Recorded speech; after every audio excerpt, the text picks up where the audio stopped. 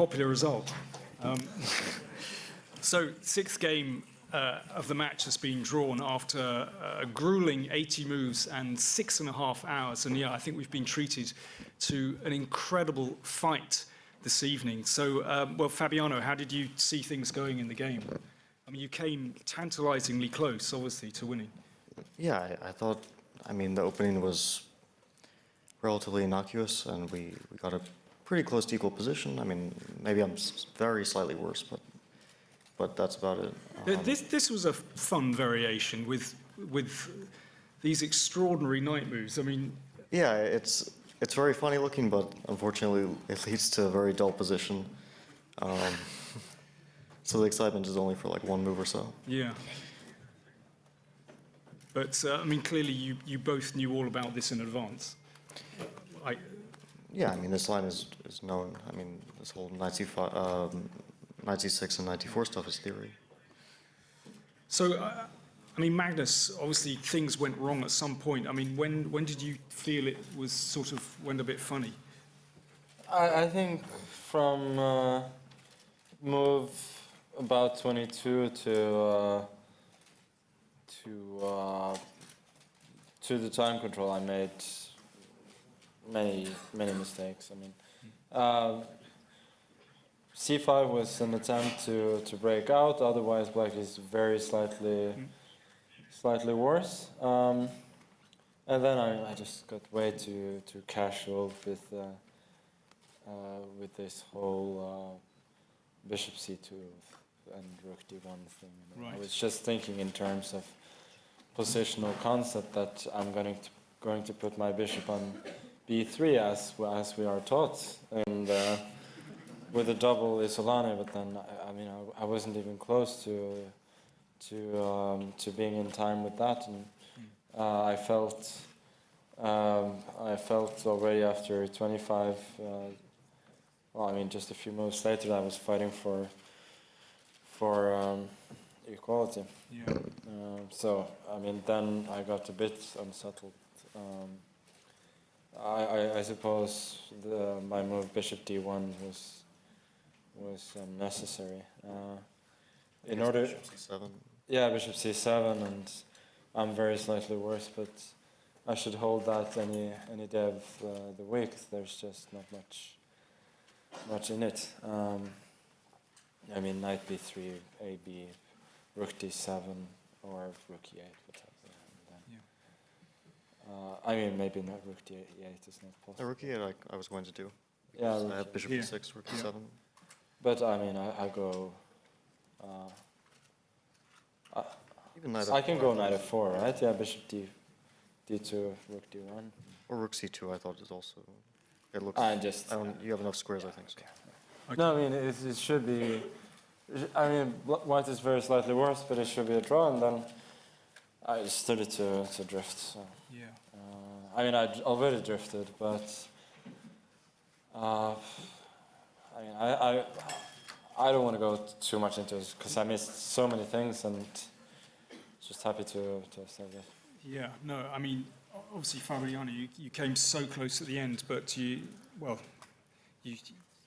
clearly didn't quite see any way through. I mean, did either of you see some chance around here, or did you just think it was? This one I thought was already working. Yeah, no, I think when I get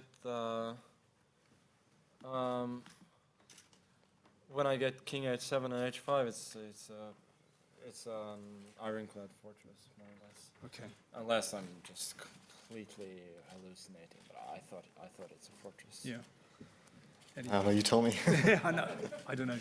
Okay, I think we'll open up for questions. Obviously, an incredibly long day. So, yeah, please.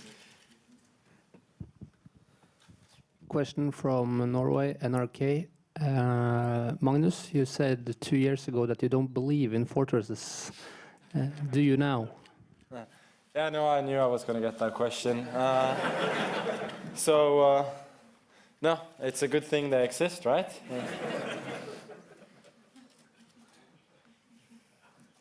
You believe in fortresses now? Now I do. Yeah, now you do. Okay. All right, next question. Ian. Hi. You were right not to believe in fortresses. Apparently there was a mate in 30 at some moment in the middle of this fortress. So do you still not believe in them? You mean after I go h5? Yes, after h5.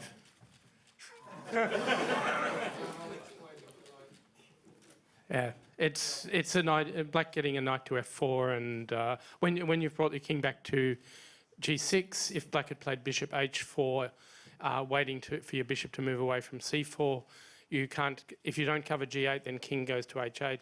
If you don't, I understand that, but so and then knight e2 and knight f4 but knight e2 when knight goes to f4, I can go bishop d1, no? Your king is on g6, unfortunately. Yeah, but So- bishop d1 knight f4 king h7. What is But I mean, I probably just blundered. Yeah, that's right. There were a couple of moves in the middle of the fortress. Yeah, Yeah, okay. Yeah. Sure. I wouldn't feel bad about it. Which moment was it? I don't know, Ian. Do you know which move number it was? Okay, where's that knight? No, a little bit earlier, I think. After king g6, yeah? Yeah, king g6. Okay, bishop Here, g5 is good. Bishop Bishop h4. Bishop h4 here. Yeah, And if it's more or less Zugzwang there. Because you have to hang on to f5. Bishop d5 Bishop d5, knight e2. and king h7. Knight knight f... No, hang on. Bishop g... Where are you going? If you go g3, king g6 again, yeah? So it's still... Oh, no, knight f4. Oh, no, then you can't go back. I'm not sure. Sorry. Okay. Okay. I'll hand but- over to it. but- I'll hand over to it. Okay, but very good attempt. I think that shows... No, I mean, I'm not going to disagree with the computer. I just don't understand it. But no, I mean, maybe I just was a bit careless with my choice of squares, but I just felt that maybe this position is... Maybe I don't have a move in this position. what do I play? Bishop g5? And if bishop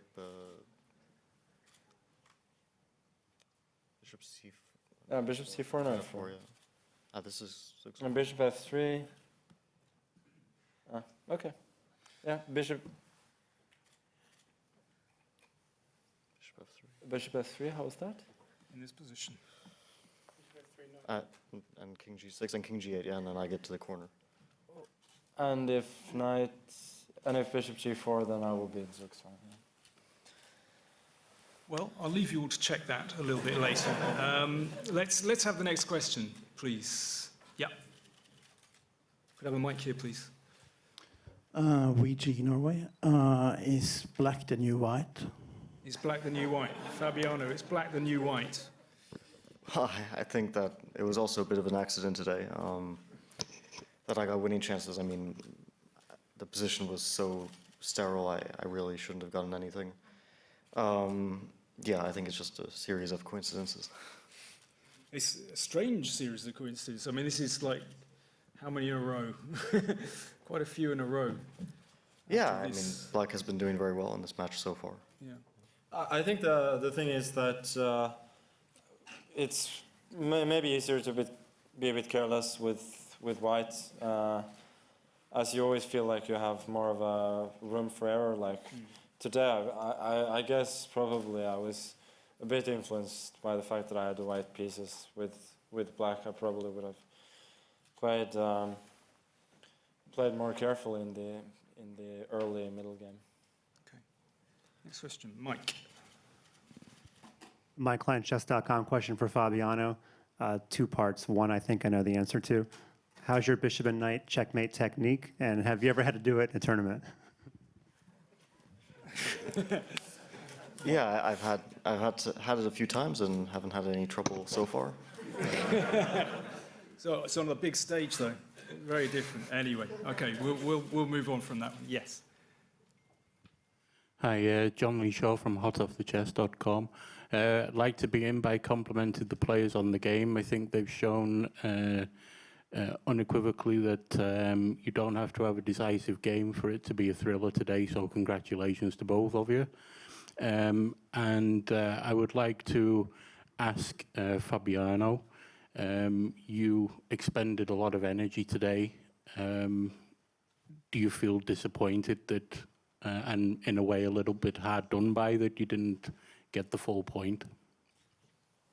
Okay, I don't think that it was ever easy. I mean, at the end, it actually seems a bit accidental. And I still, I mean, to find this, you have to basically be thinking very hard about each move to find some accidental chance. And at some point, I had pretty much given up near the end. I thought it was a fortress, and I mean, I don't know if it was an easy miss, or, I mean, I think it was still a bit of an accidental chance at the end. And overall, I mean, of course, I don't know if I had many winning chances before the time control. That's when I felt like I had most of the advantage. Maybe I missed something there, but I never felt like it was an easy. I didn't mean to suggest it wasn't easier. Oh, no. No, I was also wondering if I missed something easier, but yeah. Okay, I think we'll have just one more question, as it's very, very late. So if there are any more questions, yeah, Anatol. Anatol Wituch, Der Standard, Austria. A question to both players. When Mr. Carlsen was giving the piece for the 3 pawns at the beginning of this ending, how did you judge the situation then? Did you think that Fabiano had serious winning chances, or did you think that it should have been a draw? As a matter of fact, that was the second time in the game I'd missed the plan with bishop to a3. I thought I'd actually had 3 pawns, not 2 pawns. So I thought it would be a fairly straightforward draw. And then when it turned out I only had 2 pawns, I was quite worried. But I felt at the moment when I played bishop f3 and went for this, I really didn't feel like I've had too much. It's not the kind of thing you go for if you feel like you have decent alternatives. So I don't know what else I could have done anyway. So I didn't feel great about it, and especially not after I realized I was losing 1 pawn. But at that point, I don't know if there were many alternatives. Okay, so Fabiano, just to finish, how did you assess that position with the piece against 3 pawns, or 2 pawns, or 1 pawn?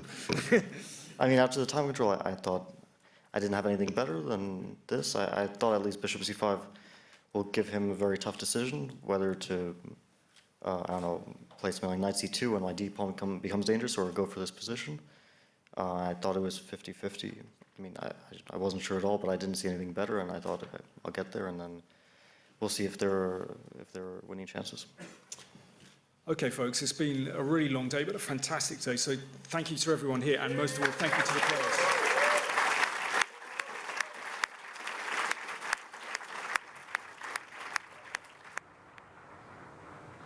Hours of play, starting with the Petrov and the symmetrical position.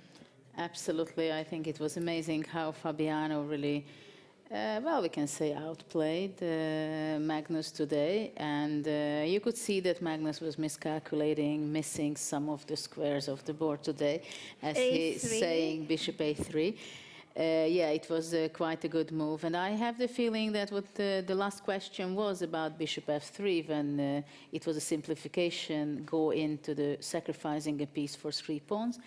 If he would have seen that this bishop a3, and realizing that he's not going to have 3 pawns but 2 pawns, then Would he have done the same? No, not at all. He would go for probably a passive move like knight c2 we were discussing also, and maybe it's a better move. I don't know. But we had quite a few critical moments, and you could see that Fabiano took his opportunities, and he was playing very calmly at the positions where he could create chances, especially, I mean, when he played c5 and opened up the c file, and when Magnus got confused right there, he realized that actually even some things can go wrong. It wouldn't be such a big deal for black if he plays precisely, But as we see on the highest level, we have even inaccuracies where things can go really on a downhill. And this day was something Magnus, I'm sure he felt it quite a few moments that he might be losing his spot for being number one for at least temporary. This close to being number two, being called number on the two. live rating. Indeed. We have reached the halfway mark, so we have already seen 6 games, 6 more games to come in the match. With each and every game that finishes in a draw or that remains in a 50% score for the players, the pressure is increasing because the closer we are to the end of the match, the more crucial a mistake and a lost game can be. Absolutely. I think this is kind of a very important moment of the match. Of course, Magnus, I'm sure he's very happy that he saved this game because it was very crucial. And now we are entering to the second half of the match, Game 7, a game wide for Magnus, which was not proved to be a clear extra value in this match so far. So I'm very curious after starting D4, C4, E4, what Magnus will be up to. Maybe knight f3, we shall see. That's going to be after the free day. So tomorrow is a free day for the players. They will have some time to think about their repertoires and recharge batteries. And then we will be back on Sunday at the same time, 3 p.m. local time. Actually, the broadcast starts earlier, so do join us at 2:40 every day. That is British time. We hope that you enjoyed the coverage today. Thank you for tuning in, and thanks to our live audience for sticking out for so long with us, missing your dinner. And we shall see you on Sunday. Thank you so much. Bye.